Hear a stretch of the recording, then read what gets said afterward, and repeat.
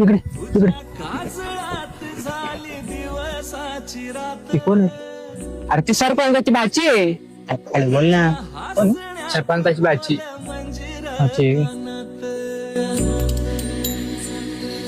तुझ्या काजळात झाली दिवसाची रात, तुझ्या हसण्यात बोल मंजिर कानात, गजऱ्याचा वास नेई फुलाच्या रानात, कोकिळच गाई बघत तुझ्या बोलण्यात, आधी काग नव्हतीस तू, आता दिसलीस तू, मला दिसलीस तू, आता दिसलीस तू.